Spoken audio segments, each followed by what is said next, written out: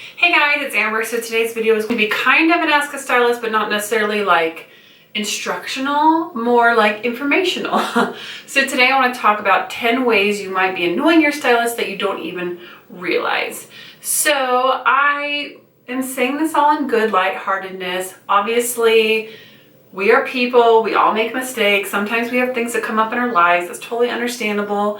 And also stylists, we are people, we're doing our best, do the best work possible, and sometimes we are human and we do get annoyed by things. So I'm just sharing some things that throughout my experience that I've noticed that it's so much easier for me to do my job if people don't do some of these things. So I'm just sharing it with you because you might be doing them and not really realizing it, and that way you can have a better experience at the hairstylist. Okay, so the first thing is ask for discounts. Now, I understand that all of us have hard times. I understand that you might be like, I just don't have money. Is there any way you can give me a break this month? I understand that your stylist feels like your friend because you feel like, oh, I've come to you for so long and I've given you this business, and so I feel like you could give me a little discount this time. The problem is that all of our clients start feeling like our friends. They all do. We love our clients. And so when you start handing out discounts because people are having a hard time, it becomes really difficult because this is the only income we have. A lot of times when you're an independent stylist, you don't get paid vacation, you don't get benefits. We have to pay more taxes if we're self-employed. And so it's really hard because when we give discounts, especially with the expensive products, it makes it really not worth it for us to do your hair. I've had some people that I'm like, oh, they ask for this and that, and they have these add-ons, and I don't take charge and add on what I should be charging them. And then I start feeling a little resentful because I'm like, wow, I'm barely breaking even doing their hair. And that's really not good on me. I need to be honest and upfront about how much things cost and how much they are. So the other thing that's hard is it's like, sometimes people will be like, oh, I got a haircut, last week. Can you take the price of that off my color that I'm gonna have in 2 weeks? And unfortunately, for a lot of places, it doesn't work that way. I can't go into McDonald's and buy a hamburger and then come back a few weeks later and say, hey, I bought a hamburger last week. Can I get the fries and a drink at a discount? Because I don't want the hamburger today. I mean, that's not really how it works. I mean, if your salon bundles everything together, they have to keep that bundle price. Now, if everything's a la carte, then that's not an issue. Just understand that if your stylist isn't willing to give you a discount, it's not because they don't love you or they don't care about you. It's just that we have to make sure that we're taking care of ourselves. And this is our job. Yes, we enjoy it, but we have to feed our families, and obviously we all want to make money. It's how we live and how we can provide for ourselves. Next is one that I feel like people do when they're trying to help, but it's lifting your head at the shampoo bowl. It's like when you've got your head back in the shampoo bowl and people just lift it like this because you're trying to rinse, they think that they're helping, but what's happening is there's a little bit of a gap that happens when you do that. So when you lift your head up, the water just starts running back down the chair and it gets on the client. And so I always tell people, oh, just leave your head down. But they think, oh, well, they're having a hard time reaching. I'll just lift my head so they can get back there. But honestly, guys, it doesn't help us. So just leave your head down. And if we need your head up, we will move it up. The next one is really especially important if you have long hair. When I have a cape on a client and I'm buttoning it up in the back and they're sitting here like this, it's really hard if they're constantly shuffling this around and moving around, especially if long hair, because we need this coverage in the back so the hair color doesn't get on your clothing. Now, of course, there's some luxury salons that have you change into robes and things, but for salons that you're wearing your normal clothes, it's really important you keep the towel and the cape in place and you're not constantly moving and shuffling around. I know this gets annoying to have on you, but it's really for your own benefit. And when people are getting up and down and out of their chair and moving all around, it's hard. Sometimes with balayages especially, like I lay it out and I like put stuff down, and if people are moving around, it can affect how your hair colors. It can get blotchy or you can have things bleeding. So it's really important that you try to stay as still as possible. I know it's hard to do, but if you do need to get up and use the restroom, just ask your stylist to help rearrange you before you sit down. Because if you sit down on your chair and things aren't in proper place, that's when you get bleeding or you get color on your shirt or things like that.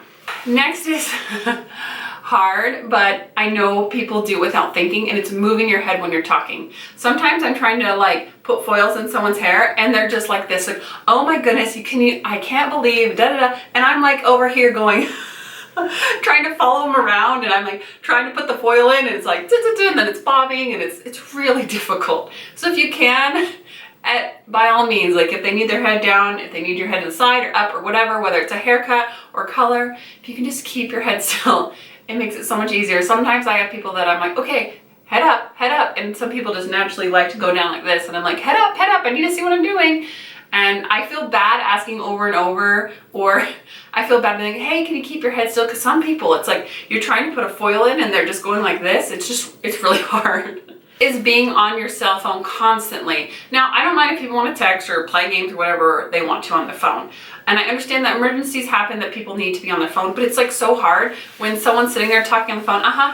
Yeah, okay. Oh, and they are moving it from side to side, and I'm trying to feel their sides and see if they're even, and I feel like I can't tell because they've got a phone here. I'm trying to rinse them out. I mean, I've literally stopped and been like, okay, I cannot do anything else until you get off the phone. And then I sat there for 5 minutes waiting for them to finish, and I'm just like, this is kind of wasting my time. So unless it's an emergency, just wait till after. I understand that emergencies do arise, but it's really hard for us to do our job. And then if you're on your phone, it just makes it so we can't make sure that everything is perfect and rinse the way we want to. We don't want to get hair or color on your phone. So just a little bit of phone-free time if you can. Next is constantly be late or rescheduling your appointments. I can't stress this enough how hard it is. I try to schedule in like a buffer of like 15 minutes for my appointments because I know people are like, oh, the train came and there was a lot of traffic, there was an accident. I totally get that. But when someone is constantly showing up 20, 30 minutes late, it throws off everything. If you are double booking yourself, especially if you've got 30 minutes to apply a color and then a 30-minute haircut is coming in, it throws off your whole schedule. And then it's not fair to the people after you because they're having to wait because you didn't come on time.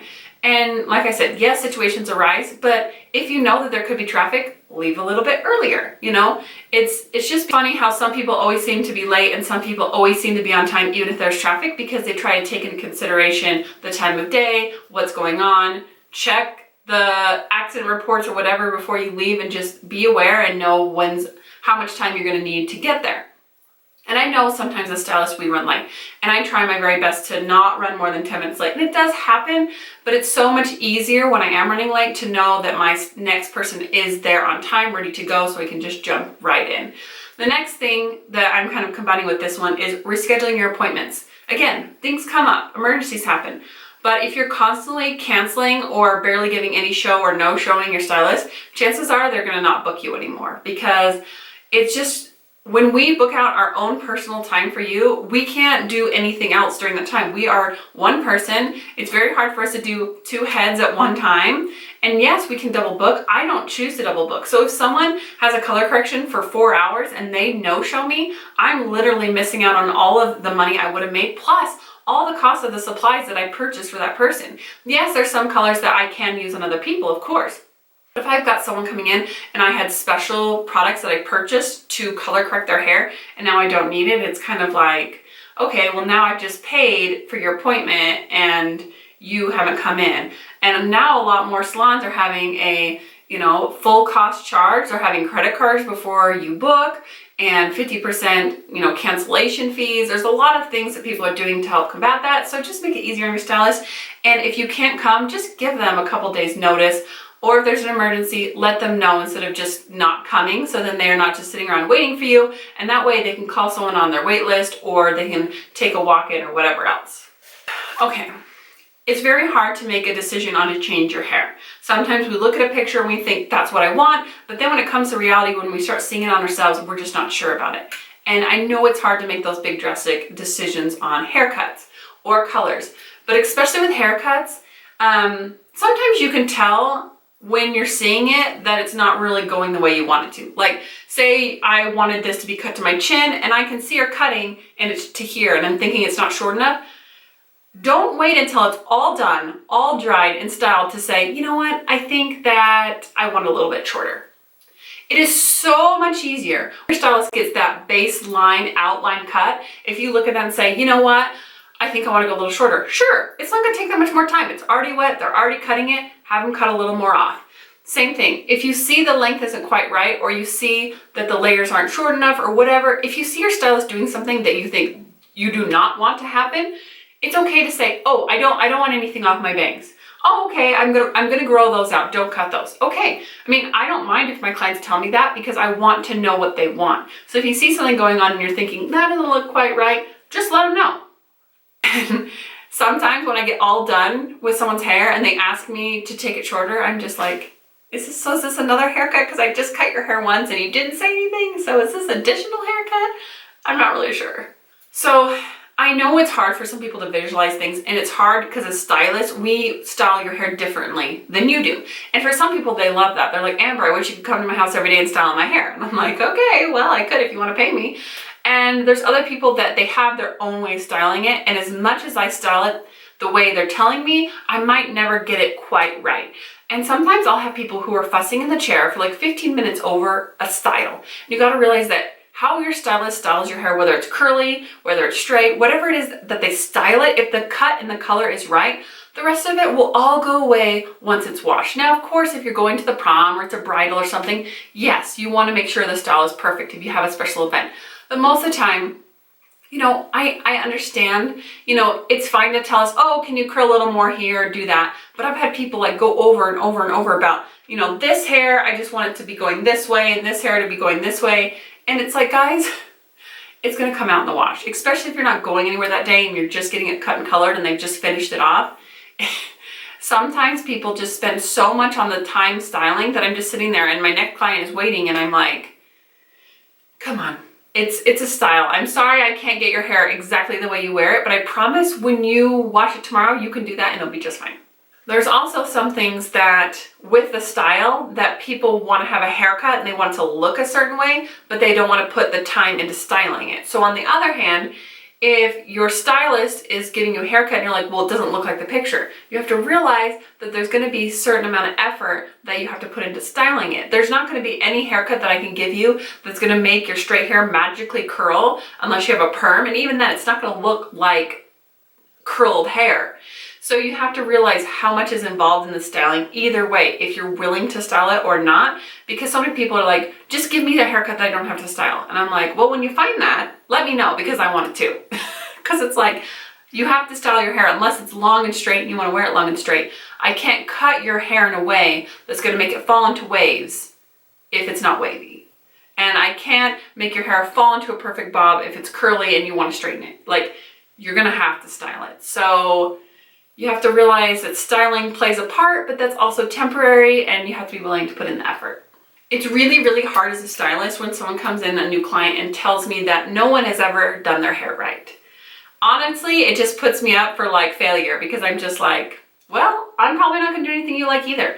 I'm not the world's greatest stylist. I'm not a celebrity stylist. I am your average run-of-the-mill stylist. I feel like I do a better job than most. I feel like I do a good job and my clients are happy. So, you know, I'm confident in what I do. But when someone comes in and says, no one's ever been able to get my hair right. I mean, yes, it is a challenge to be like, oh, I'm going to get this. I'm going to nail it. You're going to love it. But there are some people that just don't like anything. I've had clients literally tell me, Amber, it's not you. I just hate my hair. So no one can ever do anything that I like because I don't like my hair. And you know what? I just had to realize that I wasn't the stylist for them. And maybe someone else can be that stylist for them. But when you've had a lot of bad luck with hairstylists, it's hard when you come in and just say, no one ever does my hair right. Instead, why don't you say what you do want? Talk about the things you don't like in your hair. Say, you know what? My last stylist left my bangs a little long here. I want to see a little bit more volume in the crown. And I like the length, but I want to grow out some of these layers in the front. Okay, great. That gives me a great guideline on where to start. Instead of saying, every hairstylist I've had has screwed up my hair. It's like, okay. And last but not least, complain about your hair even though it's exactly what you asked for. It's really hard because we are looking into your minds, basically. You have an idea of what you think something should look like. You're trying to explain that to us. We're trying to take that into our minds, and then with our minds trying to make our hands create the idea that we think that you have. Are you confused yet? Yeah, okay. It's really hard for us to understand sometimes what people are asking for. And sometimes even with pictures and color swatches and explanations, especially when it comes from blondes going darker, people don't like it. And in the time when I've had someone say, I want to go all over blonde, I want to be platinum. And I've said, let's go really, really blonde today and do lots of foils and lighten you up, and then we'll see how you like it and we can always go blonde from there. Every single person has said, oh, I'm so glad we didn't go blonder. This is plenty blonde. And I'm like, yes. Platinum is very hard to maintain. It has to be the perfect shade of blondness or else it looks fake and it looks too brassy. And it's something very high maintenance that you have to get done a lot of times. I'm very blonde, but my hair is not platinum. It is not solid. I've had it that color before, but right now my hair has just highlights in it. And some people look at my hair and they think, oh, that must be platinum, and it's really not. So to your hairstylist, and two, if your hairstylist does exactly what you want, but you don't like it, you're probably gonna have to pay to have it fixed because it's not my fault that you changed your mind. If I've told you so many times that if you dye your hair dark, this is how it's gonna look, and you dye your hair dark and you hate it, it's really hard. I mean, a lot of times I do lighten it up for free because I wanna make my clients happy, and I'll put a few foils in, try to make them, you know. But when someone is bound and determined on something, or they want it cut a certain way and then they don't like it, it's really hard because it's like, well, it's not my fault that you asked for this and then you decide you didn't like it. Now, if I've done something wrong and I didn't do what you thought I would, then that's a different story.